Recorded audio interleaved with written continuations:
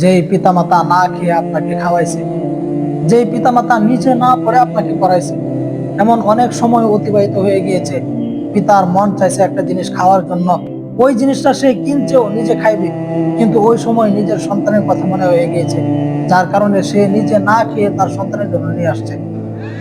আর এখন আপনার পিতামাতা বৃদ্ধ হয়ে গিয়েছে, আপনার স্ত্রীর কথা শুনে আপনার পিতামাতাকে ছেড়ে দিয়েছেন। মনে রাখেন, এমন একদিন আসবে যেই দিন আপনার সন্তানও আপনাকে ছেড়ে চলে যাবে তার স্ত্রীর কথা শুনে। এমন একদিন আসবে যেই দিন আপনার ছেলে, আপনার মেয়ে আপনাকে ছেড়ে চলে যাবে, আপনার ছেলে আপনাকে ছেড়ে চলে যাবে তার স্ত্রীর কথা শুনে। কারণ আপনিও তো এটাই করছেন, আপনার স্ত্রীর কথা শুনে আপনার পিতামাতাকে ভুলে গিয়েছেন। যেই পিতামাতা নিজের মাথার ঘাম পায়ে ফেলে আপনার জন্য কষ্ট করছে, সেই পিতামাতাকে আপনি ভুলে গিয়েছেন আপনার স্ত্রীর কথা শুনে।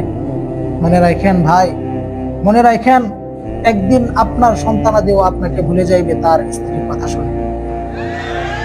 এই জন্য বলি, দেখেন, আজকে যদি আপনার স্ত্রীর কথা শুনে আপনার পিতামাতার খেদমত ছেড়ে দেন, কিয়ামতের ময়দানে আপনার স্ত্রী কোনো কাজে আসবে না। কিন্তু যদি আপনি আপনার মা বাবার খেদমত করেন, তাহলে এই খেদমত কিয়ামতের ময়দানে আপনার কাজে আসবে। ওই কিয়ামতের ময়দানে আপনার স্ত্রীও আপনাকে দেখে পালাইবে। যে স্ত্রীর জন্য আপনার পিতামাতাকে ভুলে গিয়েছেন, ওই স্ত্রীও আপনাকে ভুলে যাইবে। কিয়ামতের কঠিন ময়দানে ওই স্ত্রী আপনার কোনো কাজে আসবে না। কিন্তু দুনিয়ার বুকে যদি আপনি আপনার স্ত্রীর কথা না শুনে পিতামাতার খেদমত করেন, এই খেদমত কিয়ামতের ময়দানে আপনার কাজে আসবে।